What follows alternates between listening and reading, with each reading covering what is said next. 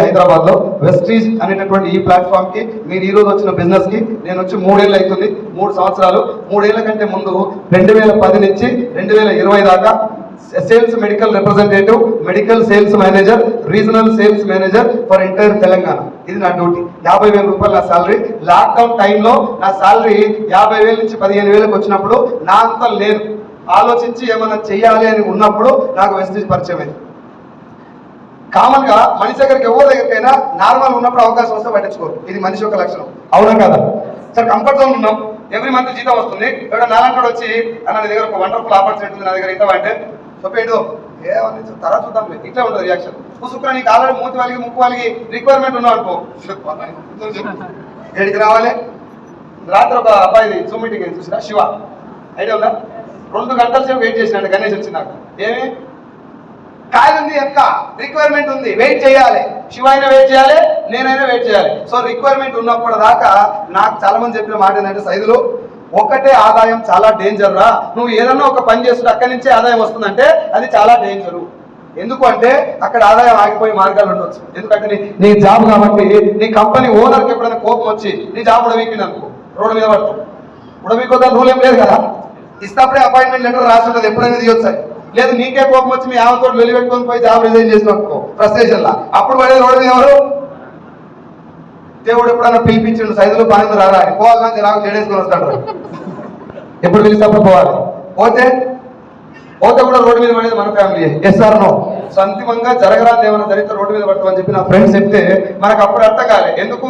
అప్పుడు వచ్చేది వస్తున్నాయి కాబట్టి, బండి నడుస్తుంది, పెద్దగా అవసరం లేదు అప్పుడు. ఇప్పుడు ఇక్కడ కూడా చాలా మంది బలవంతంగా ఎందుకు వస్తుంటారు, బలవంతంగా మీటింగ్ ఎందుకు వస్తారు, ఎవరి టికెటాలు ఎందుకు పెట్టుకోరు? అన్నం నిలబెడతావా మధ్యాహ్నం? మరి కాన్ఫోన్ కిరాయి పెడతావా? పెడతా అంటే వస్తా, లేకపోతే రాదు అని. ఎందుకంటారు అంటే అంత అవసరం లేదు ఇప్పుడు మీకు. ఎప్పుడైనా అవసరం ఉంటుంది. నా లెక్కనే మీకు కూడా ముక్కు వలిగి జరంతా బ్లడ్ వెళ్ళాక ఏమన్నా చేస్తే బాగుంది, ఇప్పుడన్నా ఆగమైపోయింది. ఆగమైనాక గుర్తొస్తుంది నీకైనా నాకే. SR no? మా సార్ ఒక మాట చెప్తారు, సైజులు పెద్ద పెద్ద మోటివేషనల్ స్పీకర్లు బాగా మాట్లాడితే నీ లైఫ్ మారకపోవచ్చు, పెద్ద పెద్ద గ్రంథాలు చదివితే కూడా లైఫ్ మారకపోవచ్చు, మంచి మంచి కొటేషన్లు వింటే కూడా లైఫ్ మారకపోవచ్చు.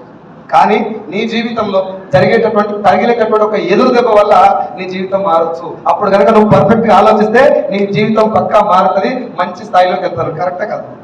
నాకు తగిలిన ఎదురు దెబ్బ ఏంటంటే లాక్డౌన్ లో స్ట్రైట్ అవే 50 బన్ గయా 15 ఏకీ రాత్ మే 50,000 నుంచి 15,000 పడిపోయింది. 15,000 పడిపోయినప్పుడు నా మనసులో వచ్చిన ఒకే ఒక ఆలోచన, జాబ్ చేస్తే లైఫ్ మారది, అయిపోయింది నా పని, ఏమన్నా చేయాలి.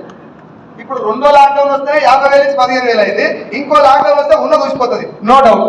ఆ 15,000 కూడా ఎందుకు చూసుకున్నారంటే పోరాని ఎలగొట్టలేక 11 నెలలు ఆ కంపెనీలో పనిచేసినాయి కాబట్టి ఒక కృతజ్ఞతతో ఉంచారు. కానీ కొమ్మలు లేక పొగ పెట్టినట్టే అది 15,000 అంటే. Sir no? సార్ 50,000 సాలరీ వస్తుంది, లైఫ్ ఎట్లుంటుంది? 50,000 తగ్గట్టే ఉండదు, 15,000 తగ్గట్టు ఉండదు. 100% ఎవరిదైనా అది స్ట్రైట్ అవే 15,000 అయితే పరిస్థితి. ఇంట్లో భార్య పిల్లలను కూడా పోషించుకునేటువంటి పొజిషన్. అక్కడి నుంచి ఊరికెళ్ళి అమ్మ కూరగాయలు అవుతుంది ఆటక్కడ, ఆ డబ్బులతో నడిపించిన బండి. కానీ మనసులో ఆ లాక్డౌన్ రాకపోతే మాత్రం నా మైండ్ మారకపోసాను. అది వచ్చిన తర్వాత నా మైండ్ ఏమనిపించింది అంటే, ఉద్యోగం చేస్తే మాత్రం లైఫ్ మారదు, ఏమన్నా చేయాలి. ఒక 5-6 సంవత్సరాలు ప్రాణం పెట్టి పనిచేయాలి. ఏదన్నా ఒక ఇండస్ట్రీ దొరికితే బాగుండు, ఏదన్నా ఒక అవకాశం దొరికితే బాగుండు. పెట్టడానికి నా దగ్గర డబ్బు లేవు, చేయడానికి మాత్రం కష్టం ఉంది. భగవంతుడు ఇచ్చిన ఎంతో కొంత తెలివి ఉంది, అది పెట్టి పనిచేయాలి. 5 ఏళ్ళు మొత్తం వల్ల మునగాలి. నేనున్నా లేకపోయినా నా భార్య పిల్లలకి అమ్మ నాన్నకి డబ్బుతోటి ప్రాబ్లం ఉండొద్దు అని చెప్పి డిసైడ్ అయినప్పుడు, నేను మెంటల్గా స్ట్రాంగ్ గా ఫిక్స్ అయినప్పుడు నా దగ్గరికి వెస్టీజ్ వచ్చింది. నేను ఫిక్స్ అయింది కాబట్టి రాగానే ఎమ్మడే పట్టుకోవాలా లేదా? మాట్లాడరా? మౌనవ్రతం ఏమైనా చేస్తున్నారా? మరి డల్గా ఎందుకున్నారు? ఎప్పుడు జోకులు వేస్తే గలీజుకుంటుంది, ఏ జోకర్ గారు అంటారు. అందుకే స్ట్రైట్ అవే పోతున్నాయి ఇవాళ. లేదు సార్ అట్లా నడవదు, మీరు ఎట్లుంటే బాగుండదు, అట్నే ఉండాలంటే అట్లా కూడా వస్తుంది. మళ్ళీ అట్లా కావాలా ఇట్లా కావాలా? ఏమైంది? ఫ్యాన్ పని చేస్తే తెలుస్తుంది అని చెప్పారా? మరి ఆర్ యు రెడీ? ఏం మాట్లాడుతున్నాం? అవకాశం రాగానే పట్టుకోవాలి. కానీ మనకు దరిద్రం నెత్తి మీద తీసుకోవాలన్నప్పుడు ఎంత ఆకలి మీద ఉన్నా అవకాశం వస్తే పట్టుకో. ఆలి దేవుడు చేసిన మనుషుల సినిమాల అమ్మ లక్ష్మీదేవి నన్ను ఒక్కని ఎందుకు ఇట్లా ఆగం చేసినావు, ఇంత పెద్ద మూట ఏ రాదు అని అడుగుతాడు. పాపం నా బిడ్డ ఆగమవుతుందని చెప్పి ఇంతలా మూట నగలు ఇవన్నీ కట్టి మూట ఇసిరేస్తే వీడు కళ్ళు మూసుకొని దాటాడు. అది నా పరిస్థితి. నాదొక్కనే కానీ నాకంటే మీద చాలా మంది ఉంటారు మన దగ్గర ఇప్పుడు కూర్చున్నారు. అవకాశం వస్తుంది, దేవుడు రాడు నీ దగ్గరికి. అవకాశం వచ్చిన దాంట్లో పని చేస్తే అదృష్టం కలిసి వస్తుంది, అదే వరం. దేవుడు ఎక్కడ డైరెక్ట్ గా వరాలేడు. సినిమా చూపెట్టినట్టు వెంటనే నీటికెళ్ళి గీత వచ్చి ఆడ చెంపు నిలబడి అలా పైసలు నిలబడి no, it will not happen. Yes or no? శివరాత్రికి ఒక్క పొద్దు ఉన్నామంటే ఒక్క పొద్దు ఉండడానికి వరంగా అవకాశం వస్తుంది. అది వెస్టీజ్ కావచ్చు, ఇంకోటి కావచ్చు. Yes or no? అది వచ్చినప్పుడు ఎవరి దగ్గర కానీ ఎవరైనా వచ్చారో నా దగ్గర ఒక వండర్ఫుల్ ఆపర్చునిటీ ఉంది అనగానే ఇన్ని చూసినా అనొద్దు, ఏందో చెప్పు అనాలి. ఇగో ఇది తేడా. మనం ఏం చేసినామంటే వెస్టీజ్ అని వినగానే ఆల్రెడీ మార్కెటింగ్ లేదు కాబట్టి మన దరిద్రం అది గూగుల్లో కొట్టాయి మరి వెస్టీజ్. ఇలా కొట్టి అన్ని సబ్బులు సర్పులు షాంపులు కనబడుతుంది. ఒరే ఇంత పెద్ద పెద్ద సబ్బులు అమ్ముకోవట్లేదు. సీన్ సార్ నాకు ఇది పంపించింది, పంచాయతీ సెక్రటరీ, నా డిగ్రీ క్లాస్మేట్. నా గురించి తెలుసు కదా, తెలంగాణ మొత్తం మేనేజర్ నేను. వీడు నాకు సబ్బుల కంపెనీ గురించి చెప్పిండేదని చెప్పి సబ్బుల కంపెనీ ఆయన అనుకున్నా కాబట్టి ఇంకా దీని గురించి మర్చిపోయాను. ఇది నాతో ఏమంటారు, ఇది నాకు సెట్ అవ్వదు. నా లెవెల్ ఏం లెవెల్ 50 బంగాయ 15 లెవెల్ తోక ఊళ్ళో వార్డు మెంబర్ కూడా కాదు మన లెవెల్. అవునా కాదా? అయినా కూడా కిరీటాలు దిగి పాడగావు.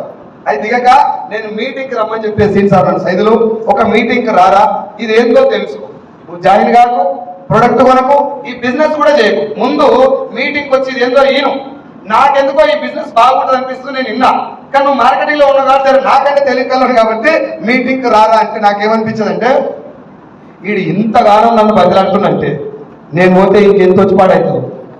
నన్నే బదిలాడుతున్న 4 నెలల నుంచి అంటే నాతో ఎంత లాభం ఉందో ఇది అనిపిస్తా అనిపించదు. Yes or no? మీకు ఎవరన్నా ఈ చౌరస్తా కాడ రైస్ షాప్ ఉంది, ఈడ కాదు కాంప్లెక్స్ కాడ నా పేరు చెప్పి కొనుక్కోకు అని అనుకో, ఏం డౌట్ వస్తుంది కదా? అది నేను కూడా అదే బ్యాచ్. మన దరిద్రం లేదని మన గురించి ఆలోచించాం మనం. ఆయనకి ఎంత వచ్చి పాడైతాం. రైస్ షాప్ ఆడ బాగుందా లేదా మనకు సంబంధం లేదు. ఈడు ఎంత మిగుతాడు మధ్యలో. భూమి మీద మనిషి అయిపోయిన వాళ్ళందరికీ ఇది ఆలోచన, ఎవరు తక్కువ కాదు ఎవరు ఎక్కువ కాదు. Yes or no?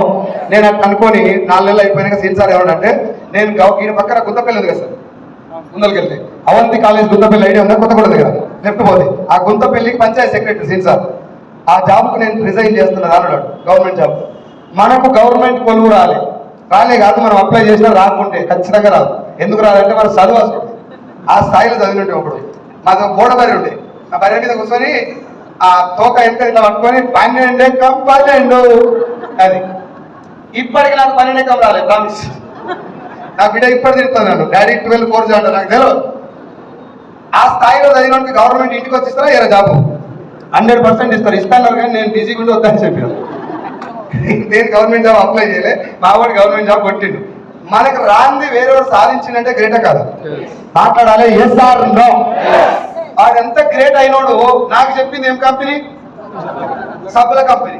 ఈయనకేం పోయే కాలం సబ్బుల కంపెనీ కోసం జాబ్ కూడా వదిలేస్తుంటాడు అని అనుకున్నాక ఒక 2 ఆలోచనలు వచ్చినాయి మైండ్లో. నెంబర్ 1, సబ్బుల కంపెనీ కోసం గవర్నమెంట్ జాబ్ కూడా వదిలేస్తుందంటే అంతకు మించింది ఏమైనా ఉండాలి. ఇంతేనా ఇంకా ఉండాలి? ఇదే అంతకు మించింది ఏమైనా ఉండాలి. నెంబర్ 1. నెంబర్ 2, ఈయన ఎవడన్నా అడవైన మాటలు చెప్పి మోసం చేసి ఉండాలి.